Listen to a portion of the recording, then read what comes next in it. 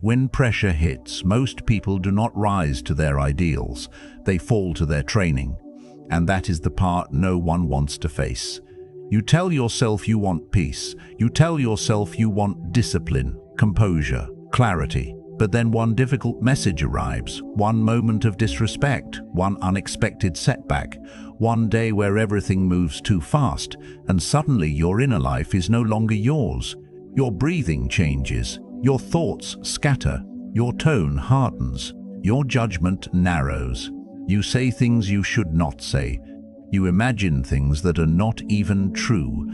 You hand your nervous system over to the moment as if the moment has more authority than you do.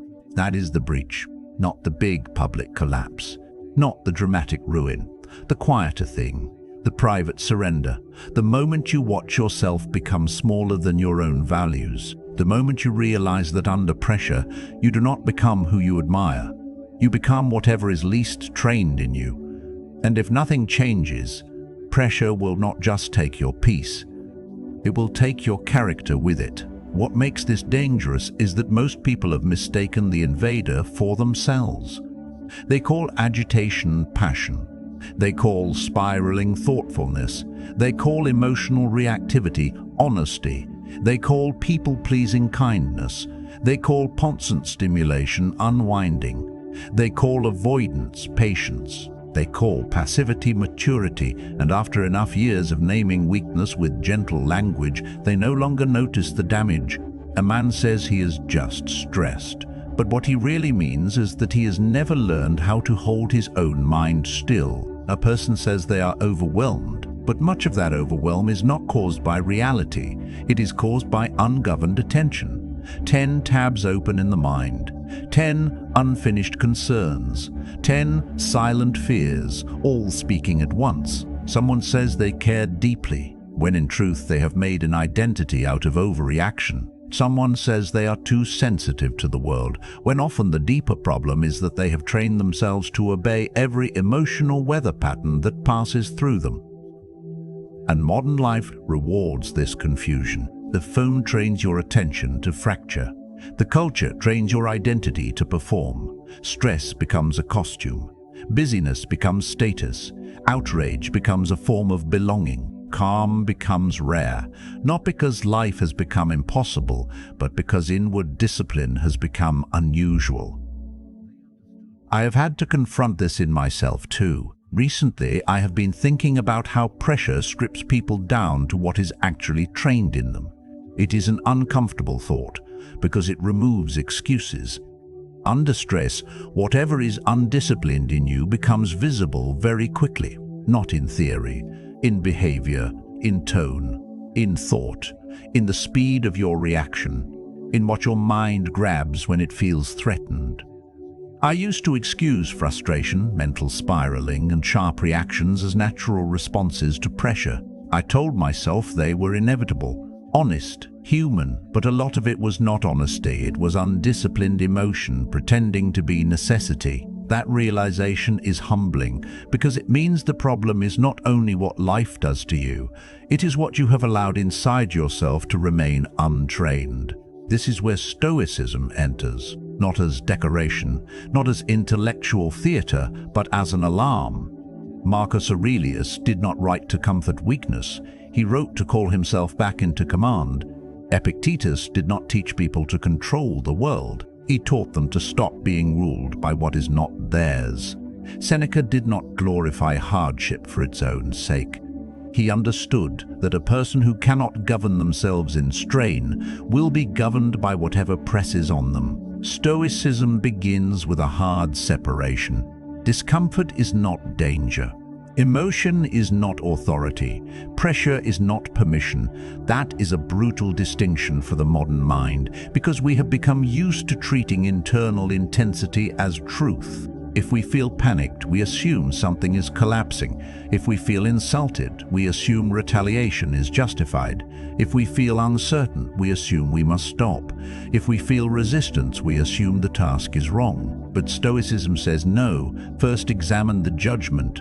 The event is one thing, your interpretation is another. The pressure is one thing, the story you tell yourself about the pressure is another.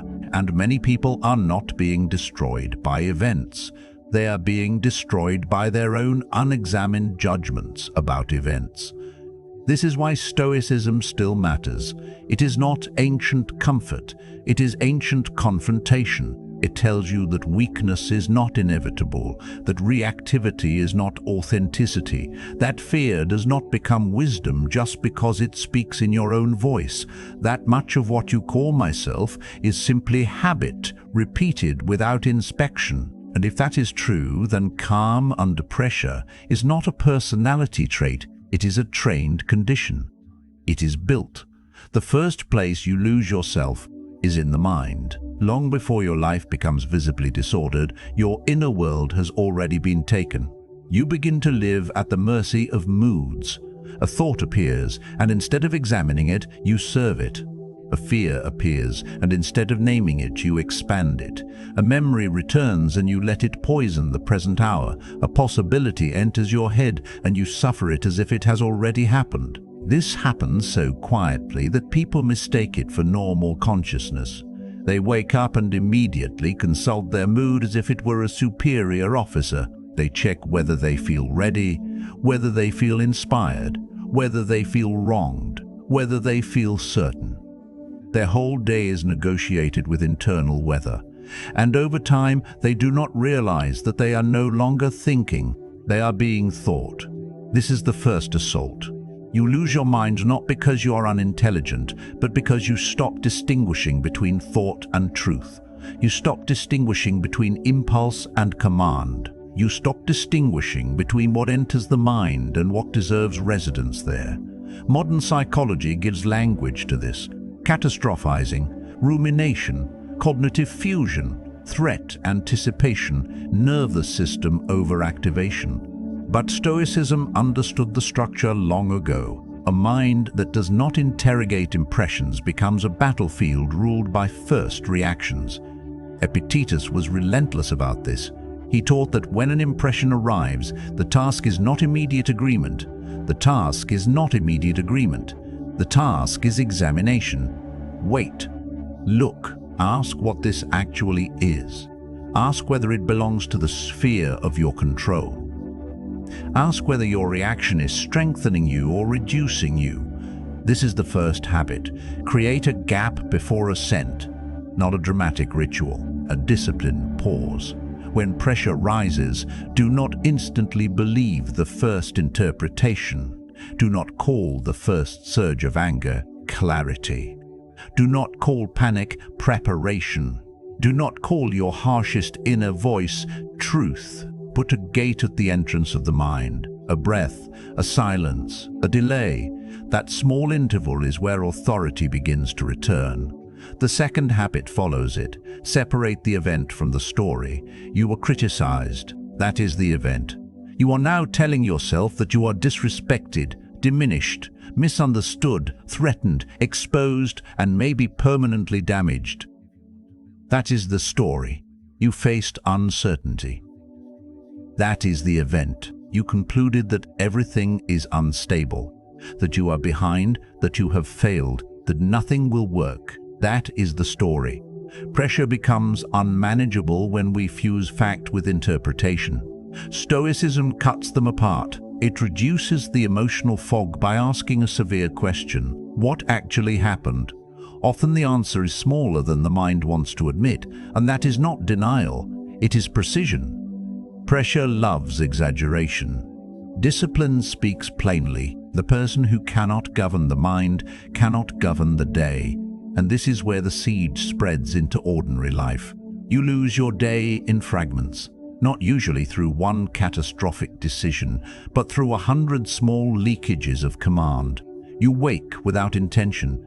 You reach for stimulation before you reach for your own mind. You drift into messages, feeds, noise, reaction. You postpone what matters because you do not feel ready. You tell yourself you will begin when your mood changes. You confuse thinking about action with action itself. Hours go missing. Energy gets spent on anticipation rather than execution. And by evening, the day feels strangely heavy even though very little of substance was built. This is how identity erodes. A disordered day does not remain a scheduling problem, it becomes evidence. You begin to experience yourself as unreliable. You make promises to yourself and watch yourself break them. You say you will train, but you do not. You say you will focus, but you scatter. You say you will rest with intention, but instead you sedate yourself with endless input. And every repetition teaches your mind something dangerous. My word to myself does not mean much. This is why Stoicism is never just about reflection. It is about conduct. Marcus Aurelius did not ask whether he felt like fulfilling his role. He asked what his nature required. Seneca did not treat time casually. He understood that wasted life is not made of grand failures. It is made of neglected hours. So the third habit is this: begin the day under your own authority. Before the world enters, establish command. That may mean silence before screens. It may mean a written intention. It may mean one page of reflection. It may mean breathing before speaking, walking before consuming, deciding before reacting. The form can vary. The principle cannot. If the world claims your attention before you have claimed it yourself, you will spend the rest of the day trying to recover from that theft. The fourth habit is to make duty visible. Do not merely carry tasks in your head. Name them, order them, reduce them to concrete obligations. One conversation, one session of work, one workout, one cleanup, one necessary act completed with seriousness. A scattered mind loves abstraction because abstraction allows escape. I need to get my life together requires nothing. At 9 a.m., I sit down and work for 90 minutes without interruption is harder to avoid. Stoicism is not impressed by vague sincerity. It asks whether your philosophy can survive contact with your calendar. And then there is the fifth habit: act before mood gives permission. This is where most people remain weak. They respect motivation too much. They wait for emotional cooperation. They imagine discipline is supposed to feel aligned from the beginning. But pressure does not care how aligned you feel. Responsibility does not pause because your inner state is untidy. A stronger life is built when action becomes less negotiable than feeling. You do the necessary thing while the mind complains. You go to bed on time while another part of you wants one more hour of escape. You hold the line in your routine while boredom argues against it. You speak with restraint while anger begs for release. This is not repression, it is hierarchy. The lower impulse is no longer in charge. And once you begin to live this way, something strange happens. The mind slowly learns that resistance is not a veto. Discomfort is not a command to stop. Pressure stops feeling like a personal insult and starts feeling like training weight. But many people do not lose themselves only in thought or time. They lose themselves in the eyes of others. This is the third assault, and in some ways it is the most humiliating because it can hide beneath social competence. A person can appear successful, articulate, admired, even confident, while inwardly being ruled by imagined audiences. They shape opinions for approval. They avoid necessary actions for fear of judgment. They compare constantly. They resent people they secretly imitate. They obsess over being seen, being validated, being understood, being admired. And in doing so, they hand strangers a level of authority over their emotional state that those strangers never asked for.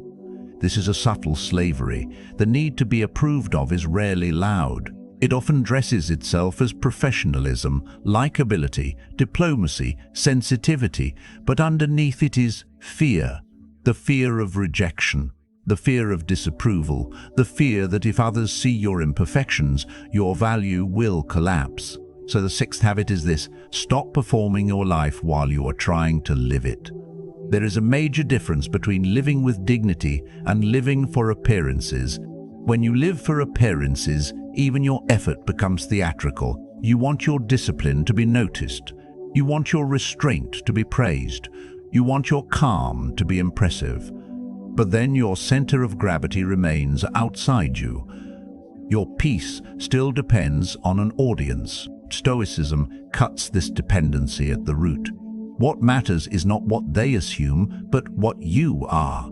Not whether the crowd approves, but whether your conduct survives your own examination. The seventh habit, then, is to release the need to control how you are received. This is one of the hardest disciplines under pressure. Someone misunderstands you. Someone judges you unfairly. Someone dismisses your effort. Everything in the ego wants to correct, explain, defend, retaliate. Sometimes explanation is necessary. Often it is vanity disguised as necessity. A person with no inner ballast becomes frantic when misread. A person with stronger command asks, "Is my character intact? Is my duty clear? Have I acted with substance?" If yes, then much of the rest is noise. There is tremendous calm in no longer needing every room to confirm your value. And then there is resentment. Resentment is what happens when the mind keeps replaying injuries in order to preserve an emotional case against life or against other people. It feels energizing at first because it gives pain direction. But over time, it becomes another surrender. The person who resents remains tied to what wounded them. So the eighth habit is to refuse second suffering. The first suffering may be real: rejection, insult, pressure, disappointment, betrayal, uncertainty. These can all hurt. Stoicism does not deny that, but second suffering is what you add: the replaying, the rehearsing, the internal prosecution, the endless return to the scene. Marcus Aurelius reminded himself that people act from ignorance, confusion, appetite, fear. That does not make everything acceptable, but it prevents you from turning every injury into a permanent occupation. There comes a point in a serious life when you have no excuse left. Not because life has become easy, not because your history is irrelevant, not because your pain was imagined, but because you finally see clearly what you have been permitting. You see what you have rehearsed. How quickly you abandon yourself when pressure rises. How often you let the first emotion take the wheel. How many hours you have handed to distraction and called recovery. How many conversations you have poisoned with avoidable reactivity. How much of your life has been shaped by people who are not carrying your burden and are not thinking about you nearly as much as you fear. That is the turning point that changed how I see pressure. I realized stressful situations were not ruining my peace. They were revealing how fragile my peace still was. That is a severe realization because it removes the fantasy that calm will arrive when life becomes more cooperative. It will not. If your peace depends on favorable conditions, it is not peace, it is temporary comfort. And pressure has a way of exposing this cleanly. When things go well, almost anyone can appear centered. When time is short, when emotions rise, when insult lands, when outcomes feel uncertain, that is when the truth appears. Not the truth you post, the truth you live. This is the point of no excuse. The moment you stop blaming pressure and start strengthening yourself, the moment you understand that your problem is not merely that life is intense, it is that your inner world has too many unlocked gates. The moment you realize that if you do not change what is trained in you, the next difficult season will extract the same weakness again, just at a higher cost. And once you see that, rebuilding cannot remain abstract. It has to become a counterattack. The first movement is to retake the mind. This means guarding attention with a seriousness most people reserve only for visible emergencies. It means noticing what enters you repeatedly, what language you expose yourself to, what images, what fears, what comparisons, what predictions, what digital rhythms.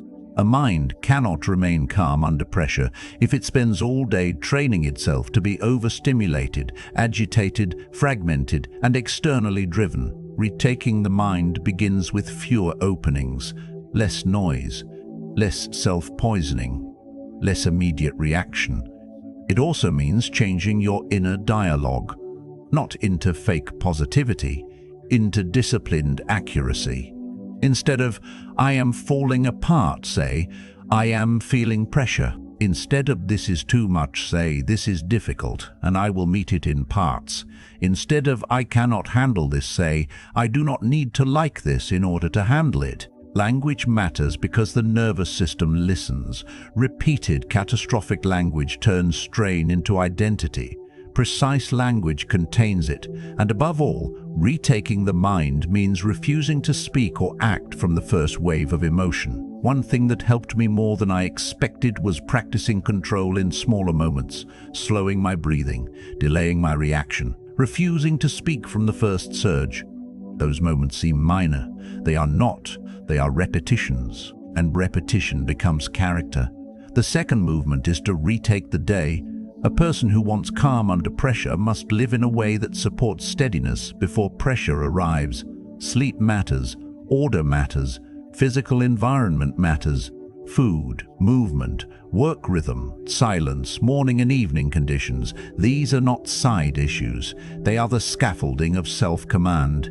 People want advanced resilience with primitive habits. It does not work. If your sleep is chaotic, your inputs are constant, your work is disorganized, your room is neglected, your body is understimulated or abused, your attention is always interrupted, then pressure will hit a system that is already weakened. Stoicism is practical here. Train seriousness in the visible world. Make your bed if you need to. Clean the room you think does not matter.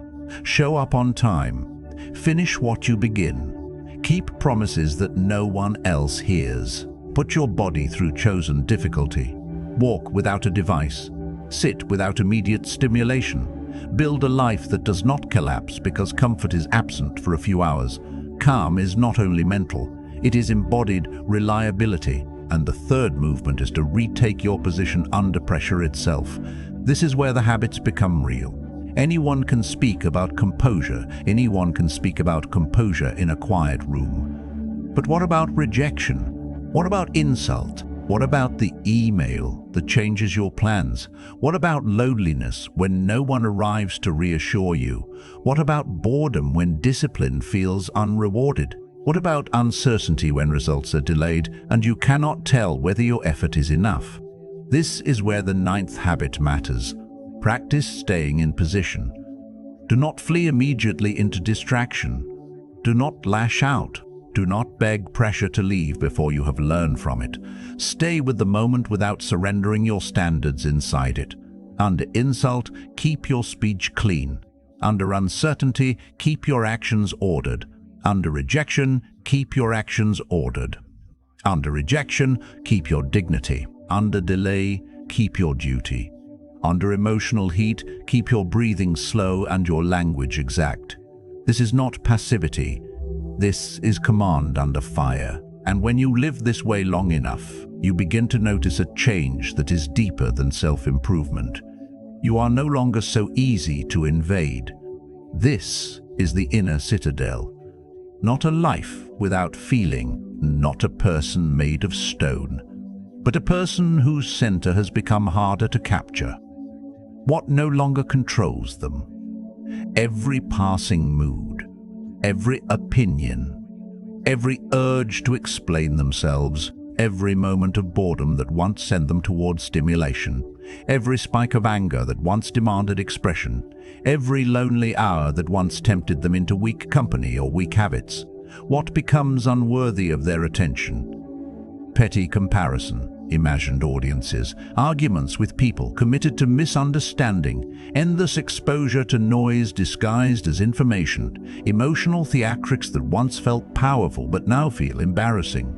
That is one of the great shifts. Behaviors that once felt normal begin to feel beneath you. Not because you have become arrogant, but because you have seen the cost too clearly. Complaining without action feels cheap. Reactivity feels childish. Public performance feels hollow. Self-betrayal becomes harder to tolerate. And from that, a different peace is earned. Not the fragile peace that depends on perfect conditions. The stronger peace. The peace of someone who can sit in silence without panic, who can meet conflict without becoming it, who can work without needing constant emotional reward, who can be misunderstood without disintegrating. Who can feel pressure and remain present inside it? Who can say no to the weaker impulse without turning it into a tragedy? Who knows that the world may still be chaotic, other people may still be foolish, outcomes may still be uncertain, but none of that gives those things the right to rule the inner court. This is the architecture of self-command, and this is why I believe calm under pressure is one of the clearest signs of real strength.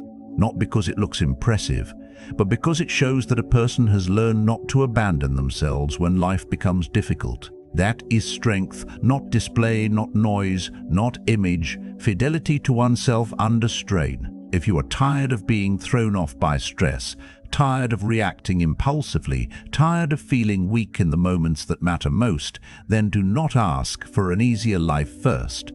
Ask for better training. Ask where your gates are open. Ask what still enters too easily. Ask what habit has been wearing the mask of personality. Ask what kind of man, what kind of person you become when the room gets hot and the stakes rise. Because pressure is coming. For all of us.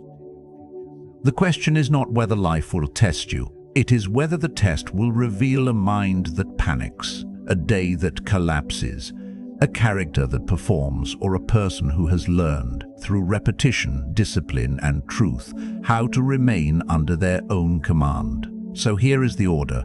Retake the mind before it runs ahead of reality. Retake the day before it dissolves into waste. Retake your dignity before you hand it to opinion. Retake your position before pressure decides it for you. Do not keep feeding the habits that weaken you and then act surprised when stress exposes them. Train calm in small moments. Train restraint before conflict. Train order before chaos. Train depth before noise. And when pressure comes, let it find you standing where you said you would stand. If this resonated, like the video, comment with the line or insight that hit hardest, and subscribe for grounded Stoic philosophy and self-mastery content. Because a neglected inner life is always vulnerable to invasion.